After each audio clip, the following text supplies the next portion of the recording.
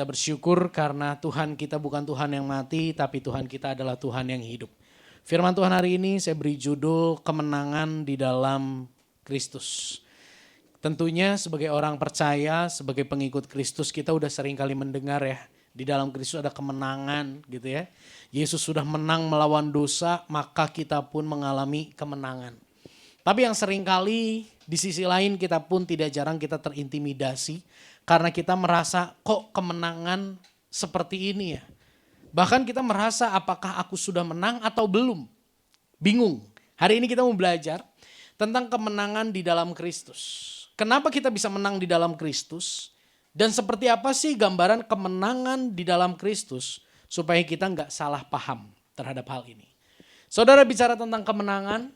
Dunia melihat kemenangan sebagai sebuah usaha. Sebagai buah dari usaha dan kegigihan seseorang dalam menghadapi tekanan, akhirnya orang itu bisa mendapat kemenangan. Ya, kemarin salah satu saudara kita ikutan kompetisi, Laura, dan akhirnya puji Tuhan juara 1. Di dalam perjalanannya saya ngobrol sama Laura, banyak sekali tekanan, banyak sekali tantangan, banyak sekali hambatan. Tapi karena kegigihannya, karena usahanya akhirnya dia beroleh kemenangan. Tapi saudara, hal yang perlu diperhatikan adalah gini. Kemenangan di dalam Kristus itu bukan buah dari usaha kita. Tapi kemenangan di dalam Kristus adalah buah dari usaha dan kegigihan Allah dalam mengasihi kita orang-orang yang tercengkram oleh kuasa dosa. Jadi di kemenangan di dalam Kristus itu bukan kemenangan karena usaha kita. Tapi kemenangan yang diberikan kepada kita orang-orang yang seringkali jatuh dalam kekalahan menjadi seperti pecundang. Kalah lagi, gagal lagi. Saudara, saya berharap momen Jumat Agung dan Paskah ini enggak jadi sekedar momen libur panjang di mana kita sibuk memikirkan kemana di liburan Jumat Agung dan Paskah ini. Tapi momen Jumat Agung dan Paskah ini sesungguhnya yang menjadi pembeda antara Kristen dengan agama yang lainnya. Di dalam momen Jumat Agung, di dalam momen Paskah terdapat esensi kekristenan yang sangat inti. Karena di dalam Jumat Agung, Tuhan kita, dia rela menjadi manusia. Tuhan kita, dia rela mengorbankan dirinya, menjalani penderitaan untuk menggantikan kita ciptaannya. Dan di momen Paskah, Tuhan kita itu yang rela menderita sampai mati, itu boleh mengalami kebangkitan oleh Allah. Berbeda dengan yang lain. Di tempat yang lain, tiap agama punya Tuhannya.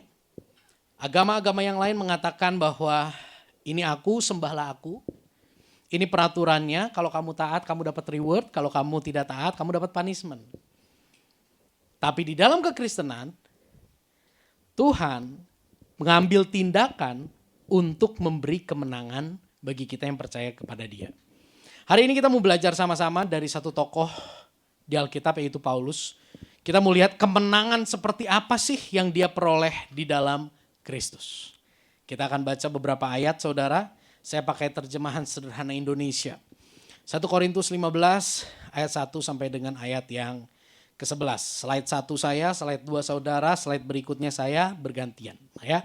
Demikian firman Tuhan. Saudara-saudari, sekarang saya ingin mengingatkan tentang kabar baik. Yang sudah saya beritakan kepada kalian, kabar itulah yang sudah kalian terima dan yang sampai sekarang masih terus kalian pertahankan. Melalui berita yang saya sampaikan, itulah kalian diselamatkan.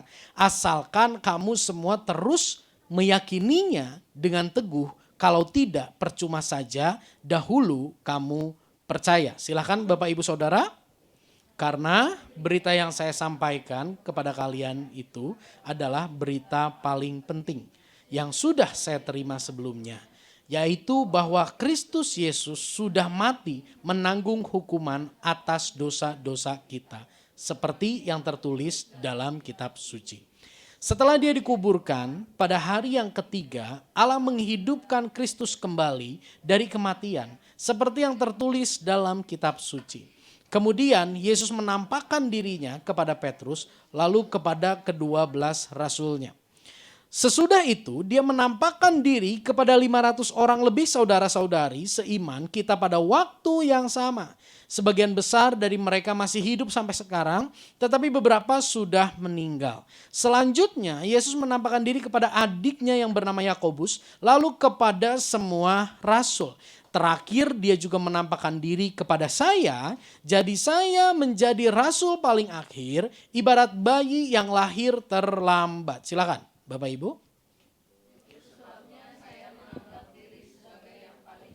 Di antara semua rasul, saya bahkan tidak layak disebut rasul karena pernah menganiaya umat Allah sebelum saya percaya kepada Yesus. Namun saya menjadi seperti sekarang ini hanya karena kebaikan hati Allah. Dan saya tidak menyia-nyiakan kebaikannya itu dengan cara bekerja keras melebihi rasul-rasul yang lain. Tetapi itu bukan karena kehebatan saya, melainkan karena terdorong oleh kebaikan hati Allah yang menguatkan hati saya. Jadi baik saya maupun rasul-rasul lain, kami menyampaikan berita yang sama dan berita itulah jugalah yang sudah kalian percayai. Puji Tuhan, saya mau bagi bagian firman Tuhan ini dalam dua bagian. Yang pertama adalah berita terbaik dan terpenting. Dan yang kedua, bagian kedua adalah kemenangan dalam Kristus. Saudara, jika Anda perhatikan tadi pembacaan ayat, di ayat yang ketiga Paulus katakan bahwa aku sampaikan kepada kalian itu adalah berita yang paling penting. Jadi hari ini kita membicarakan sesuatu yang sangat penting, bahkan yang paling penting di dalam perjalanan kekristenan kita. Apa sih yang buat Paulus paling penting? Berita apa yang membuat yang paling penting di hadapan Paulus yang saya kasih merah-merah itu? Itu adalah berita yang terpenting. Yang terpenting adalah Kristus sudah mati menanggung hukuman atas dosa kita. Yang kedua, dia mati dan dikuburkan. Yang ketiga, dia dihidupkan kembali. Sebagai bukti dari kehidupannya kembali, kebangkitannya kembali, dia menampakkan diri, Yesus menampakkan diri kepada orang banyak. Kenapa ini dikatakan berita yang begitu penting? Karena berita yang terpenting tadi itulah yang menjadi pendorong Paulus untuk mengalami kemenangan di dalam Kristus. Kita lihat beberapa yang saya kasih merah. Saya menganggap diri saya tidak layak. Di ayat yang ke-10. Namun saya menjadi seperti sekarang ini sebagai pelayan Tuhan. Hanya karena kebaikan hati Allah. Oke? Dan saya tidak menyia-nyiakan kebaikannya itu. Di ayat yang ke-11. Melainkan karena saya terdorong oleh kebaikan hati Allah yang menguatkan hati saya. Jadi kenapa saya kasih judul yang pertama ini adalah berita yang terpenting dan terbaik dan terpenting. Karena di satu sisi berita itu menceritakan bagaimana Kristus mati untuk orang-orang berdosa. Bagaimana dia dikuburkan sebagai bukti dari kematiannya. Bagaimana dia bangkit dan menampakkan diri sebagai bukti dari kebangkitannya. Dan di sisi lain hal itu sekali lagi menjadi pendorong yang kuat bagi Paulus untuk dia hidup dalam kemenangan yang Kristus berikan. Saudara, Yesus adalah pribadi Allah yang rela berkorban, mati dan dibangkitkan. Banyak orang mengatakan orang Kristen menyembah Yesus, orang Kristen menuhankan manusia. Enggak, orang Kristen menuhankan Tuhan yang jadi manusia. Manusia jadi Tuhan itu enggak bisa, tapi Tuhan jadi manusia, bisa enggak? Bisa. Karena tidak ada yang tidak bisa dia lakukan. Dan yang menarik saudara, dia menjalani penghukuman bagi kita orang berdosa. Ya, Gevariel di rumah aja dulu ya. Oke? Lori-lori di sini nanti kejeduk. Oke? Ya? Oke. Nah, kita lanjutkan. Yesus adalah pribadi yang rela berkorban bagi manusia yang berdosa, mati dan dibangkitkan. Saudara, di dalam tokoh-tokoh agama banyak yang lahir. Saya nggak tahu apakah ada yang mau mati bagi umatnya, apalagi dibangkitkan. Tapi di dalam kekristenan, Tuhan kita dia rela mati bahkan dibangkitkan. Kebangkitan ini merupakan hal yang sangat penting. Paulus katakan, seandainya Kristus tidak pernah bangkit kembali, sia-sialah berita yang kami sampaikan dan percuma saja kalian menjadi percaya. Dan seandainya Kristus tidak dibangkitkan kembali, percuma saja keyakinan kita dan kita masih dikuasai oleh dosa. Jadi hari ini kita mau belajar juga saudara, apa sih yang menjadi bukti kebangkitan Kristus? Tadi kita nyanyi sebab dia hidup, ada hari esok. Kalau Yesus tidak hidup, saya mau katakan gak usah percaya sama Yesus. Kalau Yesus gak bangkit, saya mau katakan gak usah percaya sama Yesus. Percuma, buang-buang waktu. Tapi hari ini kita mau lihat ada bukti kebangkitan Yesus. Bukti kebangkitan Yesus yang pertama adalah batu penutup kubur itu terbuka. Dulu kubur itu enggak seperti sekarang saudara. Jenazahnya dikebawahin dan dicorno. Tapi waktu itu Yesus dikubur dimasukkan ke dalam sebuah gua. Lalu gua itu ditutup oleh batu yang sangat besar. Berat batu itu adalah 2 ton. Saya mau tanya, hari ini zaman modern. Bisakah orang hari ini menggeser batu seberat 2 ton? Tanpa menghasilkan suara apapun? Hari ini menggeser batu 2 ton, hari ini pun harus menggunakan alat berat. Apalagi di zaman itu. Tapi yang terjadi saat itu adalah batu itu bergeser. Batu itu tidak hilang, batu itu tidak pecah, batu itu tidak terbelah, tapi batu itu bergeser. Kubur terbuka. Yang kedua adalah kubur Yesus dijaga oleh prajurit Romawi terbaik. Ada 16 prajurit yang menjaga kubur Yesus, 4 di depan, 4 di kiri, 4 di kanan, dan 4 di belakang. Kenapa harus diperlakukan sedemikian rupa? Karena pemerintah Roma diminta oleh para pemuka agama Yahudi untuk menjaga supaya muridnya jangan sampai mencuri Yesus. Dan yang ketiga, saudara, ini yang menarik. Ketika kubur itu terbuka, ada saksi yang melihat kubur Yesus kosong, bukan cuma kosong. Di situ ada kain kafan yang sebelumnya melilit tubuh Yesus tergeletak di tanah. Dan ada kain peluh yang sebelumnya tergulung di kepala Yesus itu terlipat, tergulung dengan rapi. Kalau Yesus dicuri, kalau Yesus tidak dibangkitkan, Yesus dicuri oleh murid-muridnya. Adakah kesempatan bagi murid-muridnya untuk melepaskan kain kafan yang melilit dalam tubuh Yesus? Adakah kesempatan bagi mereka untuk menggulung rapih kain peluh yang sebelumnya ada di kepala Yesus? Enggak ada. Dan yang terakhir tadi kita baca, Yesus menampakkan diri kepada lebih dari 5.000 orang, 500 orang, saudara, menunjukkan bahwa kebangkitan Yesus bukanlah halusinasi belaka. Saudara, inilah yang menjadi bukti kebangkitan Tuhan kita, Yesus Kristus. Dan lewat kebangkitannya kita tahu, dia menang atas kuasa maut. Dia yang adalah kehidupan, dia rela masuk ke dalam maut selama 3 hari, tapi karena kasih karunia Allah, dia dibangkitkan dari kematiannya.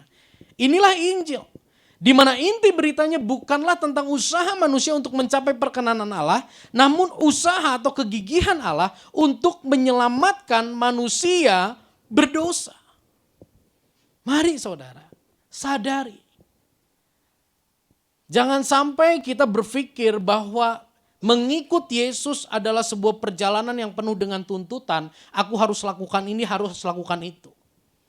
Lakukan ini dan lakukan itu di dalam Kristus adalah buah dari kecintaan kita akan Tuhan. Dan bagaimana kita bisa mencintai, bagaimana kita bisa mengasihi Tuhan? Satu-satunya cara, kita merenungkan apa yang sudah Dia lakukan bagi kita. Sadarkah saudara, jika kisah romantis yang paling romantis itu bukan ada di film Korea. Kisah romantis yang paling romantis itu Allah pertontonkan di mana Kristus begitu mengasihi dan memperjuangkan keselamatan manusia yang begitu menolak, memberontak, dan mengacuhkan dia. Perenungannya buat kita semua saudara. Masihkah berita Injil itu, berita pengorbanan Kristus itu menggetarkan hati kita? Atau itu seperti berita yang usang? Saudara, kita semua tahu ya, saya begitu menyukai Persib. Berapa tahun yang lalu saya harus selalu ke stadion untuk menonton Persib. Tapi hari ini udah enggak. Beberapa kali saudara, pertandingan Persib itu bentrok sama Komsel.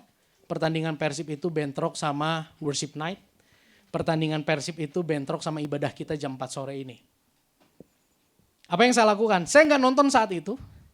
Tapi malam hari ketika itu semua sudah selesai, saya akan nonton pertandingan itu. Saya udah tahu hasilnya. Saya udah tahu kemenangan Persib berapa kosong. Saya udah tahu kekalahannya berapa banyak. Saya udah tahu hasil akhirnya.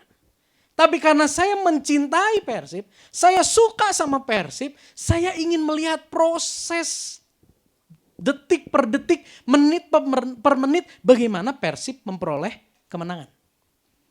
Begitu juga dengan orang yang menyukai MotoGP. Udah tahu siapa yang menang. Udah tahu siapa yang jatuh. Tapi saking mengasihinya, rindu bukan sekedar hasil, bukan sekedar tahu hasil, tapi rindu merenungkan, meresapi, mengenyam setiap bagian dari pertandingan itu, apa yang terjadi di dalamnya. Dan seharusnya ketika saya nonton pertandingan itu, pertandingan ulang itu, saya ditegur sama Tuhan. Harusnya ini yang terjadi dalam hidupmu. Jika kamu sungguh-sungguh mengasihi Yesus, kamu sungguh-sungguh mencintai Dia, seharusnya kamu menyukai bagaimana proses Dia dalam menyelamatkan kamu. Bukan sekedar puas dengan apa yang Dia kerjakan dan hasilnya.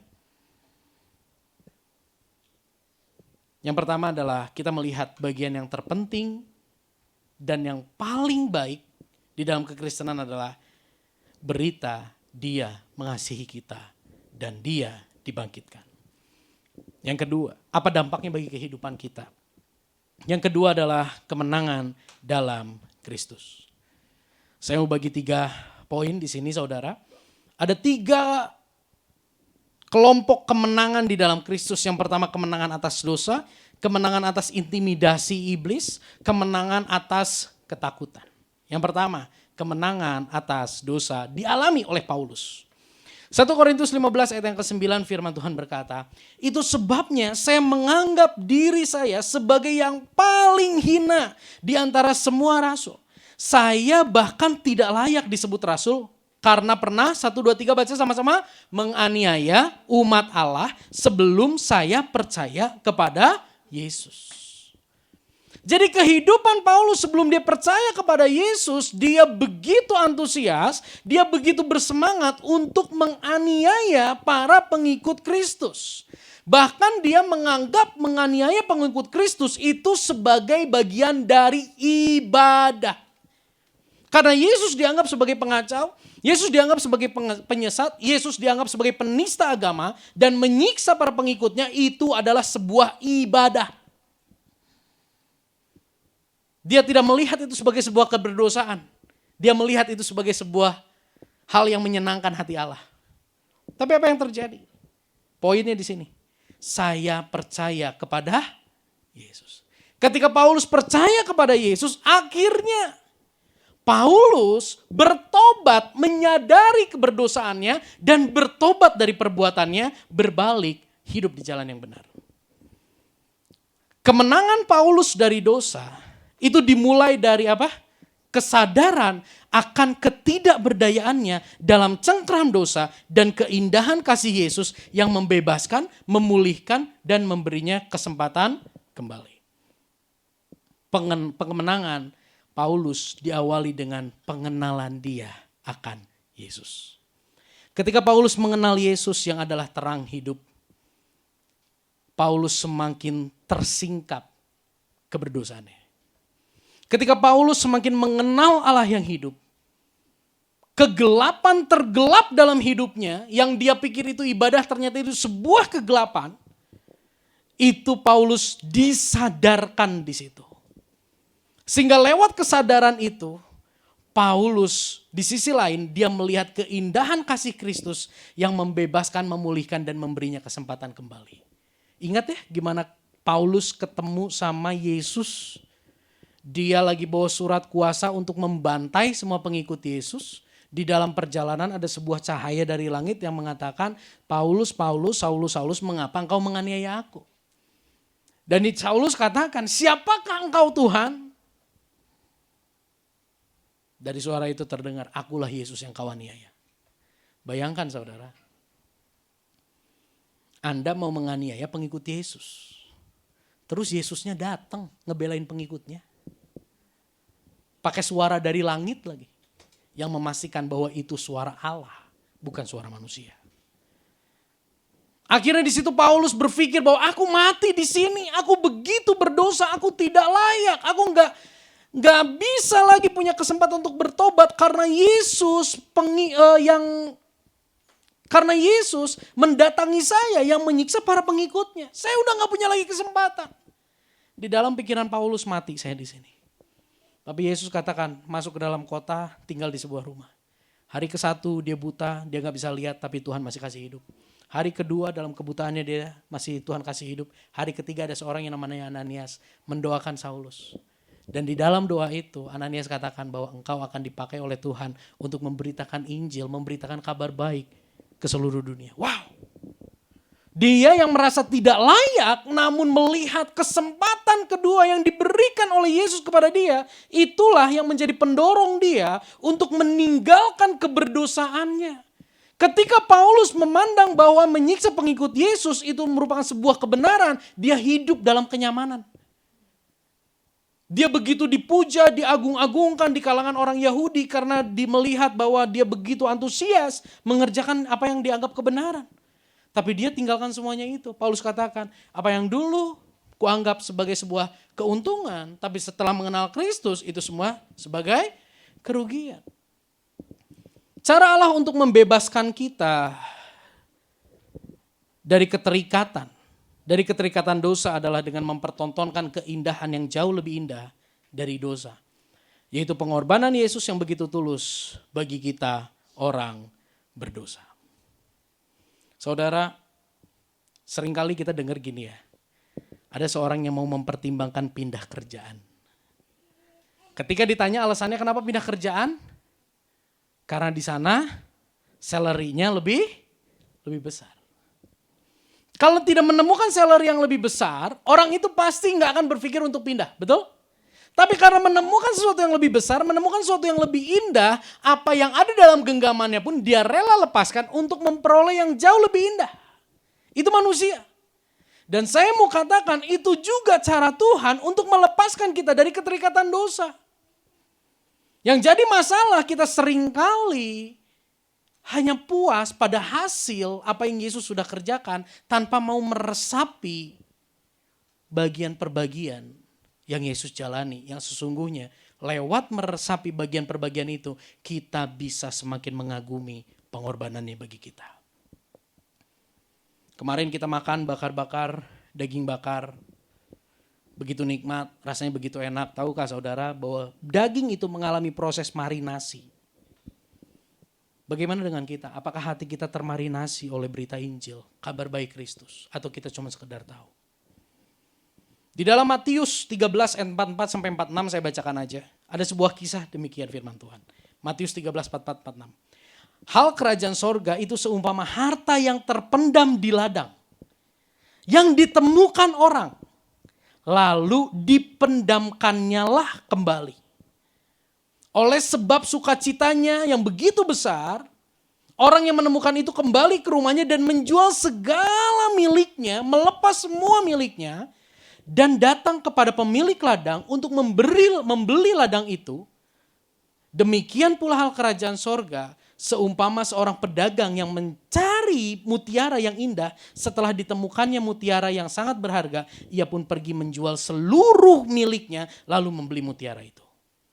Ada seorang yang menemukan harta karun di dalam sebuah ladang. Dia nemuin, dia kubur lagi. Dia kembali ke rumahnya, dia lepas semua yang menjadi miliknya. Dia lepas apa yang ada dalam genggamannya untuk dia bisa menebus harta karun yang ada di ladang tersebut. Kenapa dia rela melepas apa yang dia punya? Karena dia telah menemukan yang lebih berharga. Tadi pagi saya melihat sebuah postingan. Kita renungkan. Tadi pagi saya melihatnya suami dan istri. Tapi saya mau bawa kita untuk merenungkan perenungan ini antara ayah dan putrinya. Ada seorang ayah punya anak putri, punya anak perempuan. Anak perempuannya ini dia ingin memiliki kehidupan yang lebih baik. Dia melakukan segala cara untuk memperoleh kehidupan yang lebih baik sampai satu titik.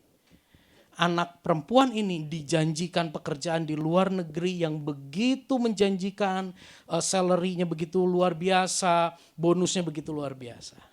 Bapaknya udah tahan, jangan pergi nak, jangan pergi, jangan pergi. Akhirnya karena keinginan itu anak itu tetap pergi ke sana. Sampai di sana ternyata dia masuk ke penjualan orang. Dia dijadikan seorang pelacur. Dia dijadikan seorang pelacur, yes, dia dapat uang yang begitu banyak, dia memperoleh kenyamanan yang begitu luar biasa, tapi pekerjaannya begitu menyakiti hatinya. Singkat cerita, ayahnya ini tahu apa yang dikerjakan oleh putrinya di sana. Putrinya kirim uang begitu banyak, tapi perasaan hati bapak gak bisa dibohongin. Bapak itu tahu apa yang putrinya kerjakan di sana, apa yang terjadi. Bapak itu tidak serta-merta bahagia dengan apa yang putrinya kirim. Karena dia tahu dari mana uang itu berasal. Pemberian terus bulanan datang. Tapi bapak itu hatinya tetap gelisah. Apa yang terjadi? Dia pergi ke luar negeri. Dia cari tempat anak itu di mana dia bekerja. Sudah ditemukan tempat anak itu. Ada di sebuah gedung. Bapak itu masuk. Ketemu sama yang punya. Sama pengusahanya, mucikarinya, dia katakan gini. Itu ada wanita namanya ini, saya mau beli dia. Saya mau bawa dia keluar dari tempat. Wah gak bisa pak, tebusannya mahal. Bapak ini tanya, berapa yang kamu mau? Berapa yang kamu mau? Dia menyebutkan sejumlah nilai. Apa yang terjadi? Papahnya jual semua aset, bapaknya jual semua yang dimilikinya, dan bapaknya bawa itu kepada si pemilik. Dia beli, dia keluarkan anaknya. Ketika anaknya keluar, anaknya merasa tidak layak. Kenapa bapak tebus saya? Saya sudah melawan bapak, saya sudah menyakiti bapak. Kenapa bapak tebus saya? Dan bapak itu katakan, pemberianmu saya terima, tapi bukan yang saya inginkan. Pemberianmu bukanlah yang saya inginkan. Yang saya inginkan adalah hidup bersama dengan kamu. Makanya saya tebus kamu, sekalipun harganya sangat mahal, ayo kita pulang. Wanita itu menggambarkan kita, dan bapak itu menggambarkan Allah yang ada di sorga. Karena keberdosaan kita menyerahkan diri kita untuk diperbudak oleh iblis. Kita kasih persembahan, kita melayani. Tapi itu tidak menyenangkan hati Tuhan. Why? Karena Tuhan tahu di mana posisi kita. Dan untuk mengembalikan posisi kita, dia tidak tuntut kita keluar dari tempat itu. Karena dia tahu kita gak bisa keluar dari situ. Yang dia lakukan adalah dia mengorbankan dirinya, membeli kita, mengeluarkan kita dari tempat itu. Itulah berita Injil. Sudahkah keindahan Injil mengalihkan fokus hidup kita sehingga dengan kerelaan dan kesadaran kita meninggalkannya? Yang kedua, Paulus menang atas intimidasi. 1 Korintus 15 ayat 9 sampai 10. Sebab itu sebabnya saya menganggap diri sebagai yang paling hina di antara semua rasul. Saya bahkan tidak layak disebut rasul karena pernah menganiaya umat Allah sebelum saya percaya kepada Yesus. Namun saya menjadi seperti sekarang ini hanya karena kebaikan hati Allah. Renungkan kata-kata ini. Saya menjadi seperti sekarang ini hanya karena kebaikan hati Allah. Dan saya tidak menyia-nyiakan kebaikannya itu. Saudara, Paulus katakan gini. Latar belakang saya begitu hancur, latar belakang saya begitu bobrok. Saya ada hari ini semata-mata hanya kebaikan hati Allah. Paulus mau katakan gini dengan kata lain, aku tuh gak layak jadi seperti sekarang. Aku tuh sebetulnya tidak qualified jadi seperti sekarang. Tapi kalau hari ini aku bisa melakukan bagian pelayanan ini semua semata-mata hanya karena kebaikan hati Allah. Saudara, tadi saya katakan, ketika kita semakin mengenal Yesus yang adalah terang, maka kebobrokan kita akan tersingkap. Jadi jangan heran ya, kalau kita semakin mengenal Yesus, kita semakin banyak tersinggung oleh firman Tuhan. Kita akan semakin banyak tersingkap, semakin banyak dikoreksi oleh firman Tuhan. Saya mau katakan itu tanda-tanda Anda sudah mengalami kemenangan di dalam Yesus. Beda dengan kemenangan dunia, betul? Ketika kita mulai menyadari kebobrokan kita, Di situ itu tanda kita mulai mengalami, mengecap kemenangan di dalam Kristus. Itu yang Paulus alami. Yang menarik saudara. Tanpa berita Injil, Paulus akan tenggelam dalam keputusasaan karena kesadaran akan kebobrokannya. Namun berita Injil membangkitkan pengharapannya. Namun berita Injil memberinya sebuah kekuatan untuk dia melihat bahwa masa laluku buruk, tapi Tuhan memiliki masa depan yang jauh lebih indah dari apa yang aku bayangkan. Dalam berita Injil, kita melihat kebobrokan diri lebih dari yang kita sadari. Namun di saat yang sama kita pun melihat betapa kita dikasihi lebih dari yang kita harapkan. Saudara, Paulus juga pernah berkata, saudara-saudari, saya tahu bahwa saya belum mencapai tujuan itu. Tetapi mata saya hanya tertuju untuk mencapai sasaran ini saja. Saya melupakan semua hal yang sudah berlalu dan berusaha sekuat tenaga untuk mencapai yang ada di depan saya. Sama seperti mengikuti lomba lari, mata saya tetap tertuju kepada sasaran, yaitu hadiah kemenangan yang sudah disiapkan bagi saya di sorga. Dan memang kita bersatu dengan Kristus, Yesus sudah dipanggil Allah untuk mencapai sasaran surgawi itu. Saudara, Paulus menyadari alasan Paulus untuk terbebas dari intimidasi di masa lalunya bukan track recordnya yang berubah. Tapi karena Yesus melakukan perbuatan yang begitu luar biasa dalam kehidupannya. Setiap kita memiliki masa lalu yang kelam. Setiap kita punya masa lalu yang kelam. Namun apa yang Yesus lakukan bagi kita menunjukkan di dalam kekelaman dia sangat mengasihi kita. Dia memiliki rancangan yang indah atas hidup kita. Dan dia rindu kita masuk dalam agendanya. Kita semua punya masa lalu yang kelam. Kita punya trauma di masa lalu. Kita punya hal-hal yang membuat kita merasa aku tidak layak. Aku tidak kompeten. Aku gak qualified. Gak mungkin Tuhan mau pakai hidupku. Atau aku belum mencapai standar Tuhan. Jadi aku belum bisa dipakai oleh Tuhan. Kita semua punya bayang-bayang itu saudara. Tapi saya mau katakan, bayang-bayang itu akan terus ada di dalam hidup kita jika kita tidak merenungkan apa yang Yesus lakukan. Tapi ketika kita merenungkan apa yang Yesus lakukan, di situ kita mendapati bahwa Yesus telah mengasihi kita sejak dalam kekelaman hidup kita. Ia memiliki rancangan atas hidup kita dan ia rindu kita masuk dalam agendanya. Apa yang menjadi cita-cita terbesar Petrus? Nelayan yang hebat. Tapi Tuhan rubah jadi penginjil yang luar biasa. Apa yang menjadi cita-cita dari Matius? Dia ingin menjadi orang kaya dengan bekerja sebagai pemungut cukai. Tapi Yesus punya rancangan yang berbeda.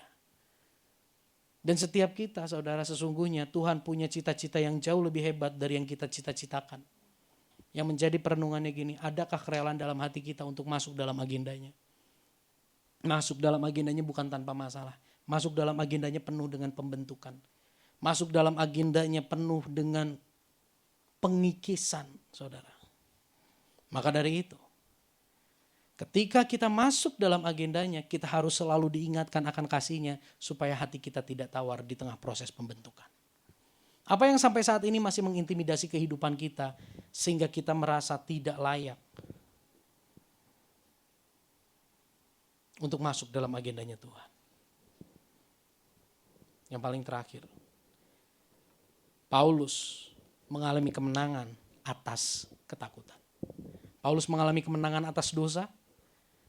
Paulus mengalami kemenangan atas intimidasi. Dan yang terakhir, Paulus mengalami kemenangan atas ketakutan. 1 Korintus 15 ayat 10. Namun saya menjadi seperti sekarang ini hanya karena kebaikan hati Allah. Dan saya tidak menyia-nyiakan kebaikannya itu. Dengan cara bekerja keras melebihi rasul-rasul yang lain. Tetapi bukan karena kehebatan saya, melainkan karena terdolong oleh kebaikan hati Allah yang menguatkan hati saya. Kebaikan hati Allah yang menguatkan hati saya. kebaikan hati Allah yang menguatkan hati saya. Berarti Paulus pernah lemah enggak? Paulus pernah pengen mundur enggak? Yes. Salah satu momen di mana Paulus ingin mundur adalah ketika dia memberitakan Injil di Korintus. Orang Korintus merupakan kelompok orang yang begitu keras, begitu menolak Injil. Saya bacakan ya satu ayat, dua ayat di dalam Kisah Para Rasul 18 ayat 9 sampai 10. Ini waktu Paulus ada di Korintus. Pada suatu malam, berfirmanlah Tuhan kepada Paulus dalam sebuah penglihatan. Jangan takut, teruslah memberitakan firman dan jangan diam. Sebab aku menyertai engkau dan tidak ada seorang pun yang akan menjamah dan menganiaya engkau sebab umatku di kota ini. Sebab banyak umatku di kota ini. Ini menceritakan tentang bagaimana Paulus ada di dalam ketakutan ketika dia memberitakan firman di Korintus. Tapi lagi-lagi, kabar yang terbaik dan terpenting dengan apa yang Kristus sudah lakukan tentang kasihnya begitu luar biasa, itulah yang menguatkan, itulah yang menghibur, itulah yang membuat Paulus tenang tetap melangkah sekalipun banyak tekanan.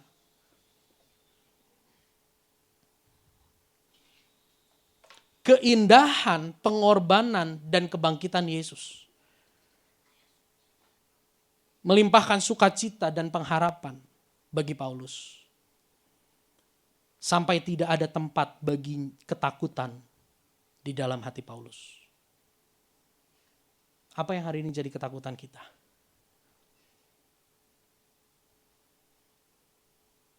Renungkan. Ketakutan kita, intimidasi di masa lalu, itu seperti tali yang mengikat kita untuk kita melangkah maju. Kita ngalamin kelelahan. Apa yang jadi ketakutan kita hari ini?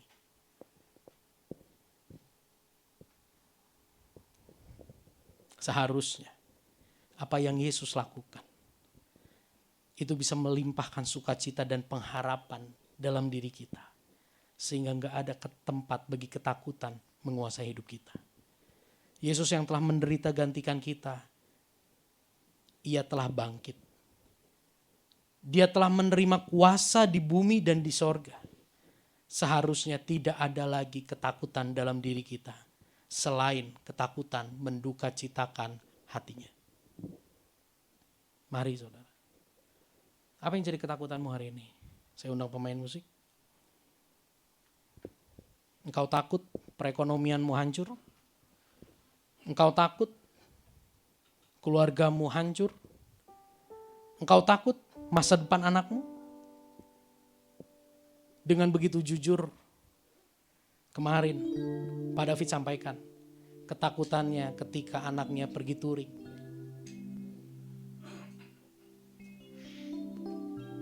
Apa yang menjadi ketakutan kita hari ini?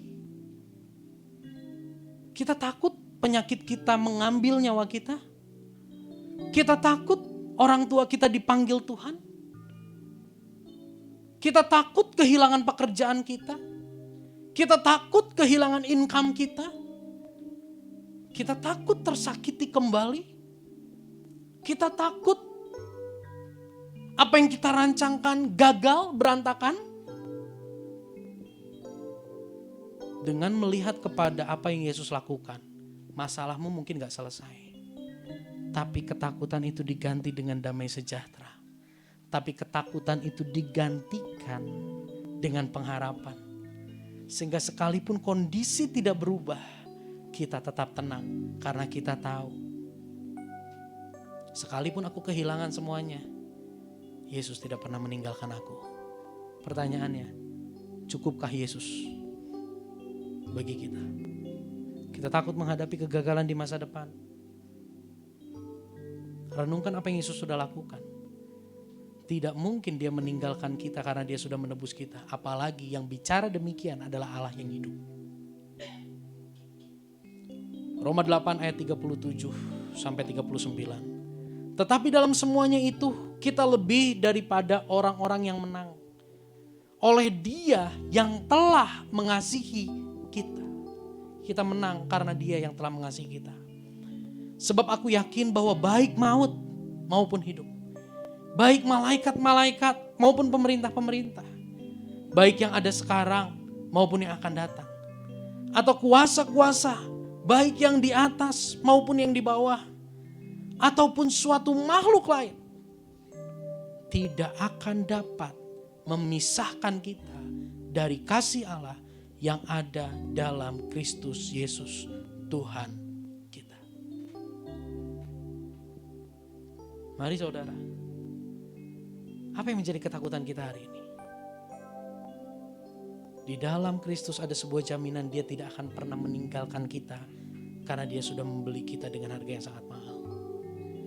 Salah satu momen yang sangat menakutkan di dalam kehidupan saya, bahkan saya sangat sulit mengambil keputusan, tetapi waktu sepertinya menghimpit saya untuk segera saya ambil keputusan, adalah ketika Gevariel mau lahir.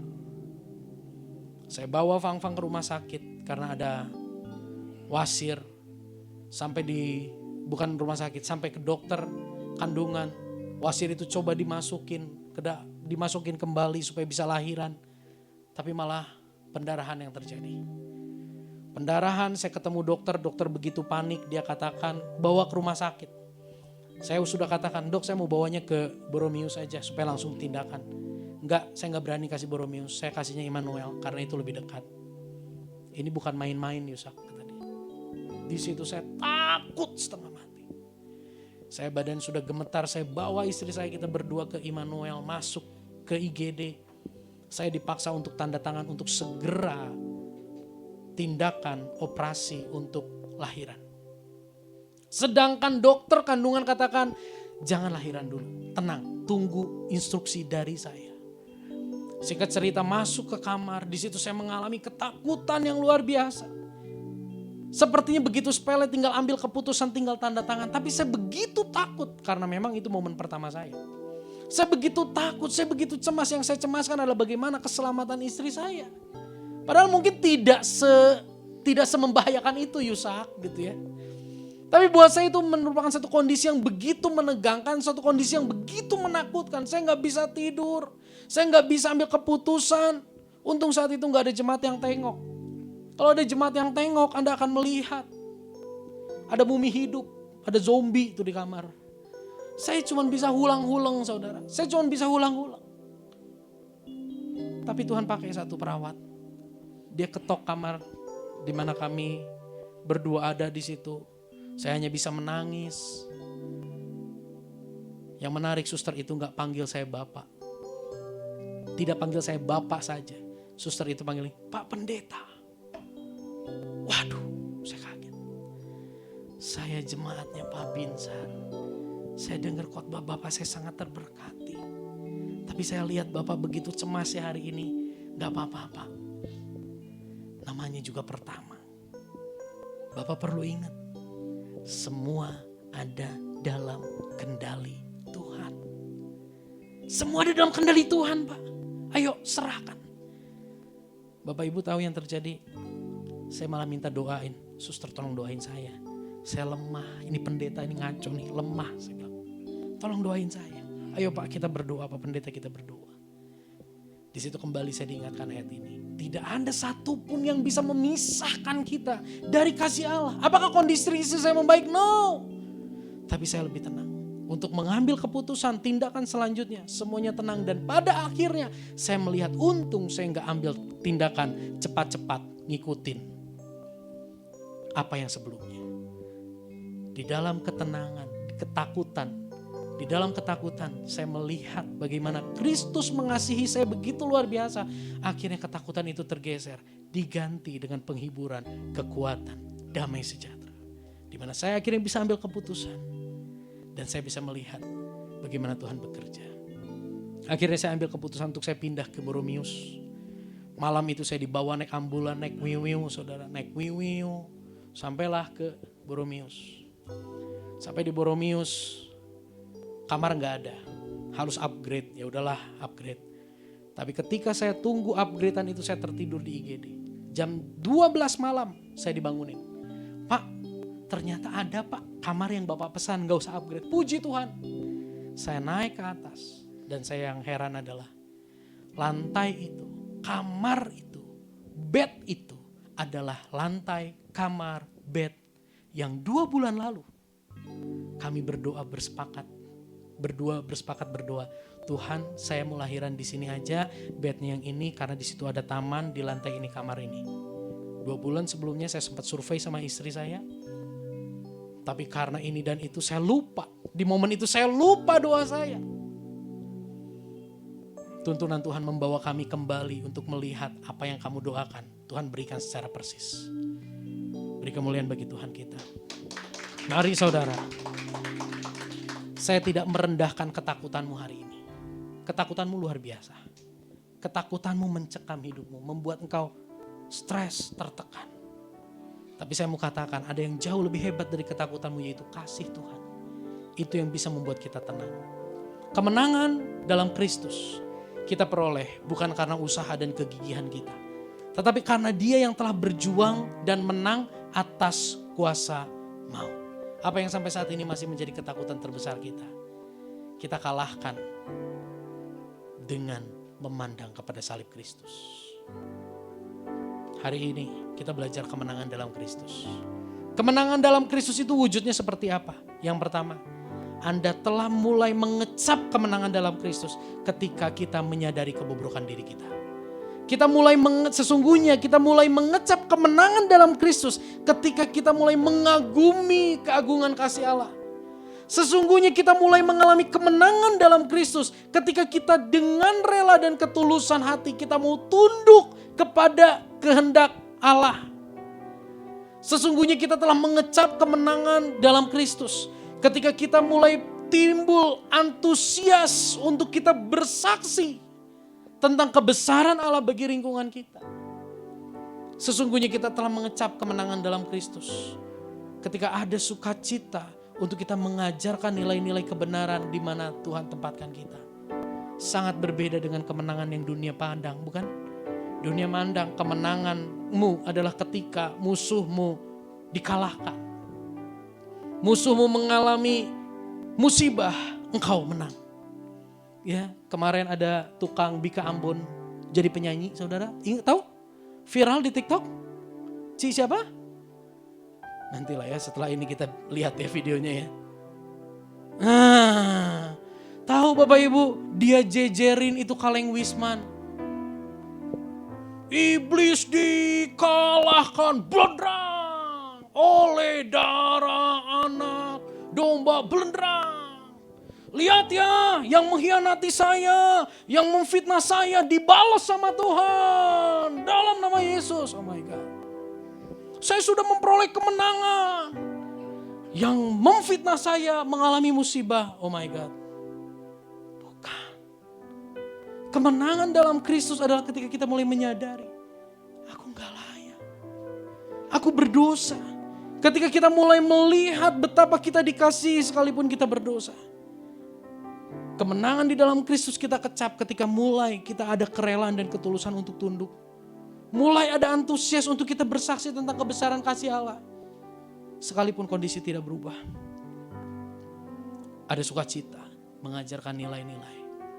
Jadi hari ini yuk, jangan-jangan kita ini salah paham sama kemenangan yang Yesus berikan. Ketika kita mulai sadar, aduh aku tuh bobrok, kita malah ngerasanya kayak aku belum menang di dalam Kristus. Kebobrokanmu, itu menyadari kebobrokanmu, itu adalah bentuk dari kemenangan yang Yesus berikan. Karena sebelumnya kau gak sadar, engkau membenarkan diri terus.